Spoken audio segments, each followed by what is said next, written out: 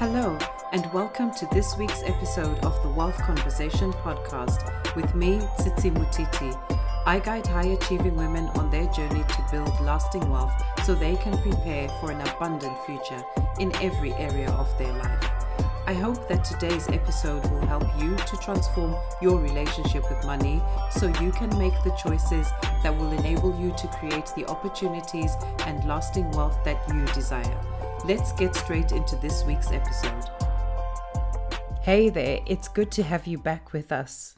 So I know you've been listening to this podcast every single week and that you've been taking in the wealth of knowledge from all the guests that have been on the podcast so far. But a lot of you have told me that you haven't taken any action, mainly because you're not sure where to start. And I get it, because I've been there before. The good news is that I can definitely help you get clear on the 3 steps that you can take straight away to create the solid foundation that you desire. So head to the show notes and click the link to book a Power Hour session with me. There's definitely never been a better time to become the designer of your financial future. In this episode, my guest, Gretchen Betts, and I will be discussing the importance of financial stability for women, as well as some of the simple steps that we can all take to fast-track our journey to creating the wealthy lifestyle we desire. Welcome, Gretchen, to the Wealth Conversation podcast. Thanks, lovely to be here with you. I'm so glad to have you for this episode. Please, could you start off by introducing yourself? Sure. So I'm Gretchen Betts and I run a business in South Wales called Magenta Financial Planning. And I've been running that for 5.5 years now. I met you obviously doing the certified financial coach qualification. So I'm now a qualified financial coach and I'm also a certified and chartered financial planner. I obviously love financial planning, but also love all things art and craft. That's sort of where my education was in art. And yeah, just really enjoy running the business and learning about, challenges that people face in financial planning. And then more recently, I've been doing quite a lot about diversity and inclusion and the importance of that in our profession. So that really excites me as well to talk about the importance of trying to develop a more diverse business and inclusive business for the future of financial planning profession. Yeah. Oh, I love that. Now, what drew you to not just a career in financial services, but also running your own financial planning firm? Yeah, this sounds quite interesting because I think, so many people are in 2 camps, aren't they? They're like, it was something they'd sought out and they'd sort of designed their education around being in financial services, or the people who just sort of fell upon it and fell into it. And I'm definitely one of those. I wasn't someone who at school knew that this was what I wanted to do. I definitely fell into financial services, but I really love it. And I think a lot of that now comes from the love of running a business, running Magenta. And I guess some of that is because I think when you run a business, you get great variation in your role. So you do an awful lot of different things. You're juggling many things, you're wearing many hats, which I enjoy. I don't ever get bored anyway.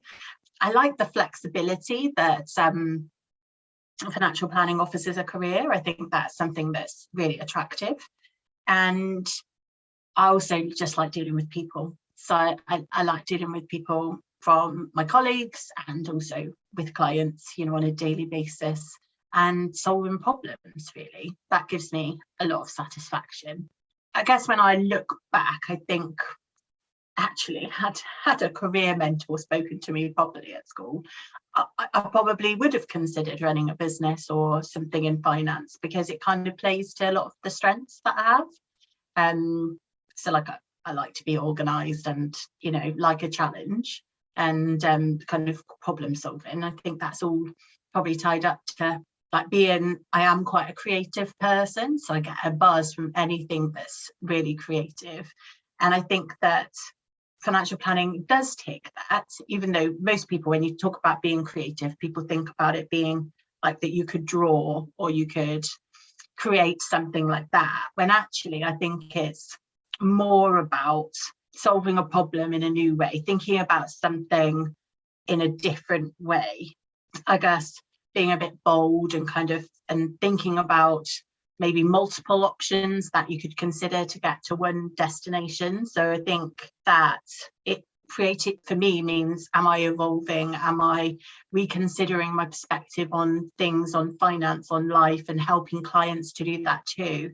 And I think it's ultimately about challenge, which I really, really love is what I get from financial planning and running my business. I love that.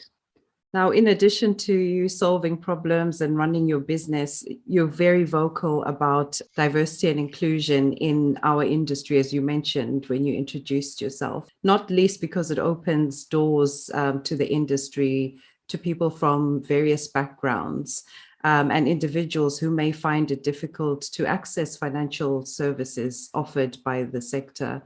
But you have a strong tilt towards women and the need for women to participate more in their financial present and future. Could you share why this is particularly important to you?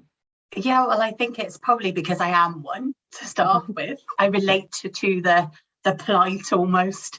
I can kind of see the hardships that many women face, like when they're juggling busy lives, jobs, and those that choose to have children.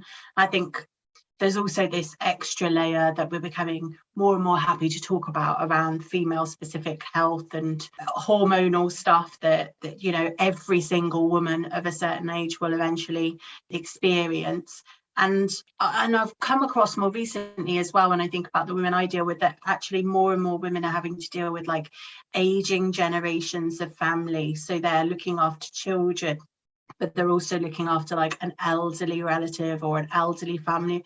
Even myself, my parents are now in their mid 70s, and at some point that's going to become that you have to have a more hands-on approach of managing those elderly relatives, and very stereotypically that usually falls to women. So I think that's why there are maybe additional things that we need to consider when we're advising women, those extra layers maybe that they might feel under pressure about, which I think is important to recognise.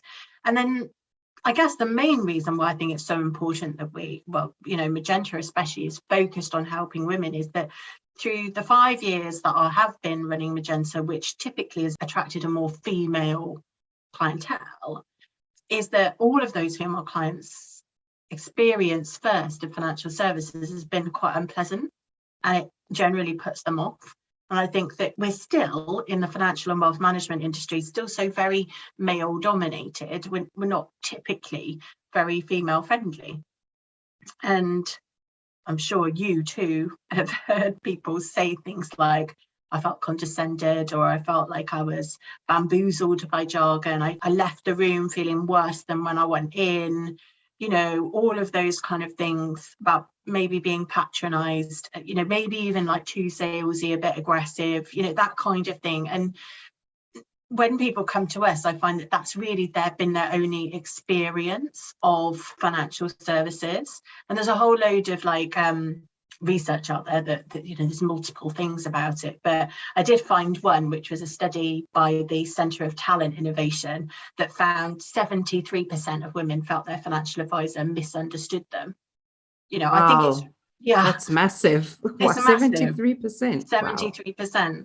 And I think, if anything, why I'm so passionate about it is I just want to change that. Coming to your financial planner should feel comfortable. It should feel friendly, warm. It should be a happy experience. You shouldn't leave feeling more confused after your interactions with that person.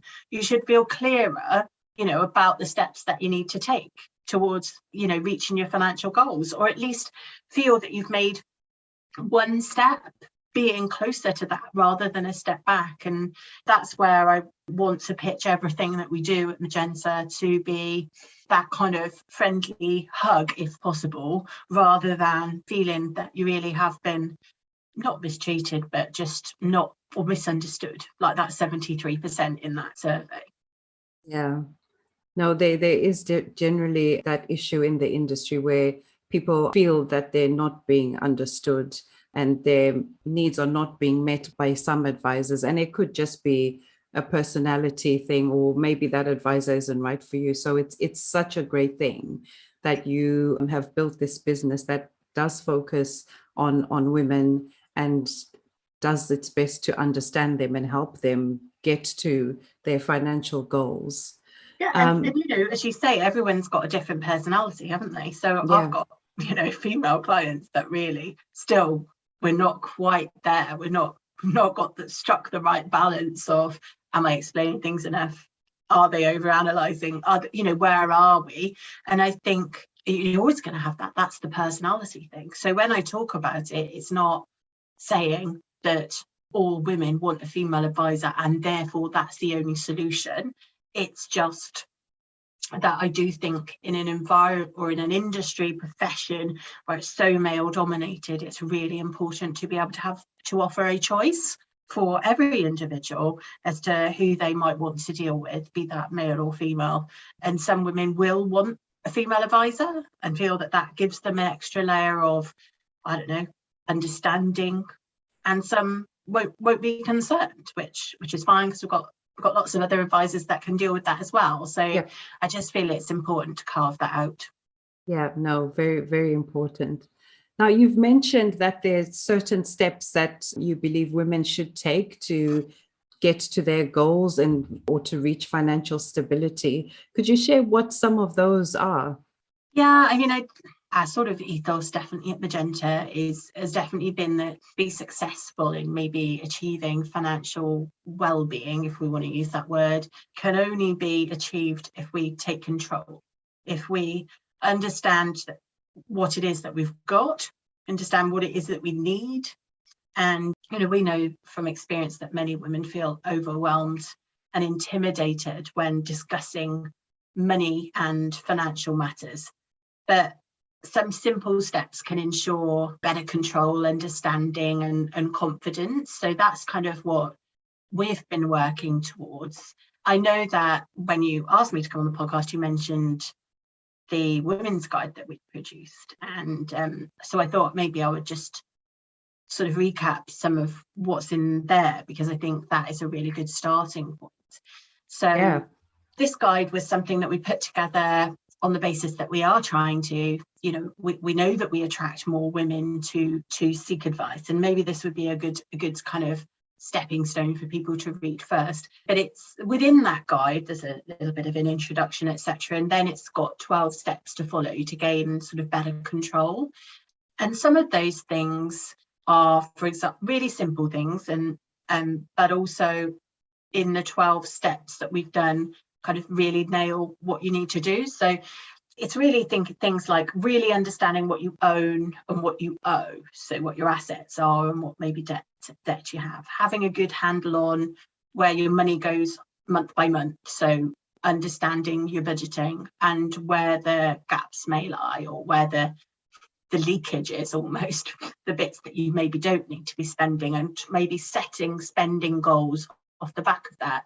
So yes, having some nice things, but if you can see that there's an excessive amount of money going somewhere and not on necessity, then could that be reallocated somewhere else for better use, considering insurance, setting sort of short-term goals first. And it talks through all of those. And what I really think we were really proud of in it when we were designing the guide was that we left space for things that are more like journal points, so that people can really reflect on what it is that they've been thinking about for that point and kind of fill it in as you went, rather than this is a 12-stage list, go away.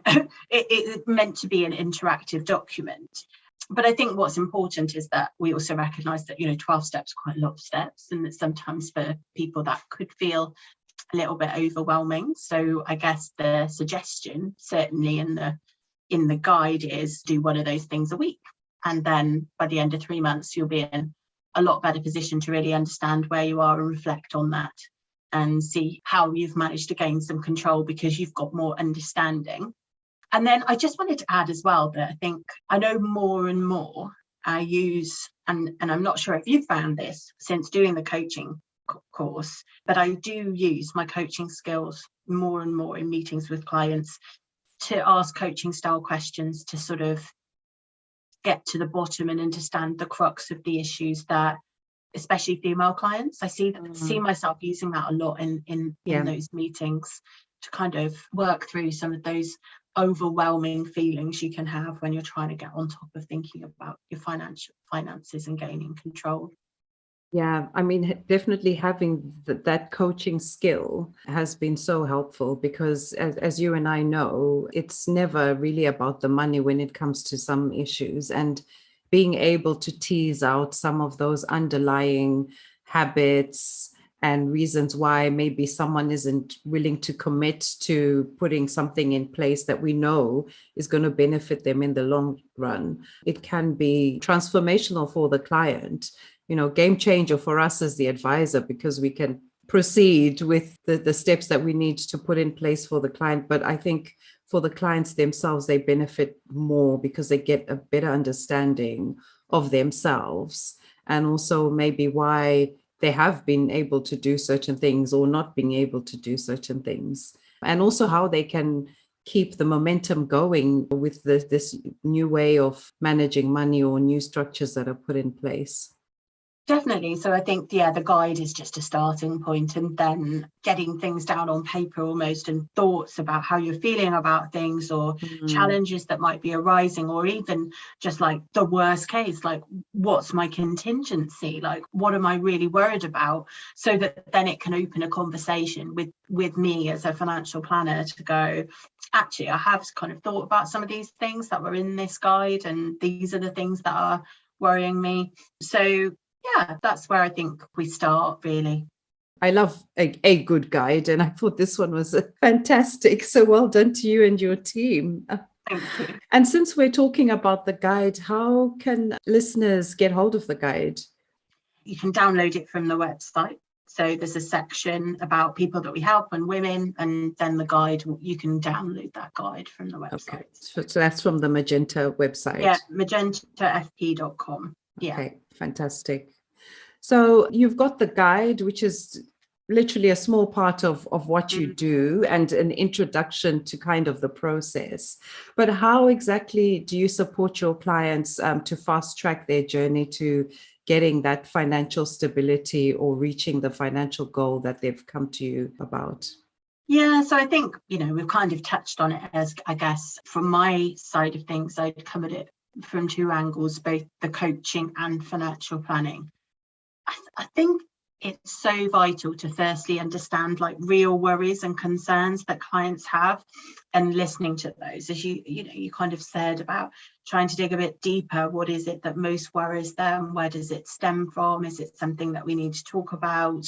What can we do to make it easier and more comfortable for them to kind of start that journey to good financial stability, well-being, whatever the words are that they kind of relate to? One of the questions that came up in our coaching course, which I use regularly, weekly, easily, if not every, twice a week, is on a scale of 1 to 10, when 1 is the worst and 10 is good, or 10 is brilliant, how do you feel about, and then that might be like your money, the problem that they've got, etc. And I think that's a great question, because then if a client answers, say 4, for example, quite low on the scale, we can work together to try and get that number to an 8. And we can say, what would it take for you to get to a 6? If I could help you today, to get you to a 6, what that look like? And then if we work together and we put together a financial plan or a cash flow forecast, manage to get you to an 8, how would that feel? How would that change your life? And, the reality is that that's a massive and very quick change, probably only in a month or weeks, to see whether we can understand how we get a client from a 4 to an 8 on their comfortable scale, or whatever that scale might be that they're talking about. So, how are they feeling about it? So that question was just like, I think I remember, learning it on the course and us applying it in practice sessions, but actually like seeing it pan out in client meetings is an amazing, and it's not a hard one to understand. It's something that you can just sort of bring out there, and I really use it quite a lot, and I really think that helps.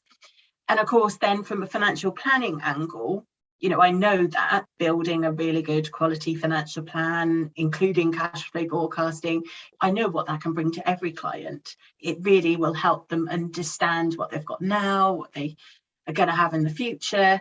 And that actually can help them get from a 4 to an 8 just by understanding more and really taking control of what it is that we're talking about and getting to grips with those things that might be worrying them. So it's just a massive overlap, isn't it, between sort of more of that coaching style and financial planning. And then, of course, we can do all the wealth management stuff and do the investments and tax allowances and stuff. But for me, there's kind of, after all of those kind of transformational stuff that you really need to do to get to grips with those financial problems, and hopefully stability, security, whatever it is that they want, really try and cement that with those two things. I love that, and it resonates so much with me. And what I kind of got from what you were saying is, although a lot of us, we all deal with money in our lives, but there is a point where you do need support, you do need help, and you need a professional just to help you move a bit quicker, and also just make sure that you are doing the right things at the right time. And that's where the coaching comes in, and the financial planning comes in, and all the other pieces that you and I bring to the table, but also as your business provides to clients. Yeah, I was just going to say on that, I think that if you analyze generally when a client comes to see you as well, or at least in our experience, that will be when there's probably a life change, like there's something has happened to prompt them to go, this isn't just my normal financial planning or financials. I've actually got something happen that's either made me vulnerable and I need support, or has meant I've got a life-changing situation financially that I've got need some support on. So I think that, yeah, typically those clients reach out when it's a sort of a life change, a stage where they feel like they need that extra validation of help with facts and figures, or they're maybe in a vulnerable position where they don't know what's best and feel quite a lot of responsibility to make good decisions at that point in their life, and they need that extra support from a planner or a financial coach to make sure that they can really do the best of their situation. Yeah, sure. I've come across situations like that, or clients coming at that specific point, and I think that's really when you need that support from a third party, someone who's neutral. Yeah. Yeah. Well, thank you, Gretchen, for that. I really do hope that listeners download the guide, because I've actually downloaded it and went through it. It's very, very helpful, even for me, who works in financial services. It's always good to just review, isn't it? and see things from a different angle. Yeah, definitely. Yeah. As you know, I believe that to create true wealth, we must all be clear on what wealth means to us in each area of our life. And I call these the wealth cornerstones. So in a few words, Gretchen, please could you share with us what wealth means to you in the following areas of your life: physical, mental, spiritual, social, and financial well-being? Yeah, of course. I mean, I thought about this question in advance, and I think that one definitely doesn't come without the other. But I think that true wealth means having flexibility, the choice, and feeling empowered about decisions that you can make in your life. I think, good well-being for me generally means, I'm able to get up, enjoy the life I have and the day that I've got. And maybe I've made good choices that means I've slept well and I've not worried about things. I probably have a cat purring on me at some point in the day, because that helps amazingly with my mental well-being. And yeah, that on a good well-being day, all of those things would mean I've had a choice of some of the things that I've chosen to do, and I feel connected to my body, my home, my business and other people in my life. So it does come down to good wealth for me means I've got choices that I can make. Now, you don't always make the best choices for your well-being, but you try every day to make good choices for your well-being. And I think that they're all, as I say, interlinked for me. I absolutely love that. And I love the fact that you use choices, because my method that I use with my coaching clients is called the Choices Blueprint. And it's all about the alignment of all the areas of your life and just being able to choose whatever you want and whatever is meaningful to you. So I absolutely love that. Gretchen, thank you so much for coming onto the podcast and sharing what you do through your business as well, and your views on why you feel it's important for women to, focus on their financial well-being and financial stability. How can anyone listening to this episode get in touch with you? Sure. And firstly, thank you so much for having me. I've really enjoyed it. And I'm always really happy to talk about those things that I'm passionate about. The Magenta website, I think we said earlier, is magentafp.com. And I'm on Twitter under Planning Angel. That's planning_angel. And I'm on LinkedIn as well. Okay, brilliant. I'll put all of those links in the show notes. And I look forward to having you back on the podcast so we can dive a bit deeper into some of those steps that you mentioned that are in the guide. Yeah, anytime. I'd be thrilled. Thank you for listening to this week's episode. Connect with me at The Wealth Conversation on Facebook and Instagram so we can continue the discussion. Also, if you enjoy tuning into this podcast, make sure to leave a rating and review everywhere you listen to podcasts, including Apple Podcasts, Spotify, and YouTube. Until next week, stay focused on becoming the designer of your financial future.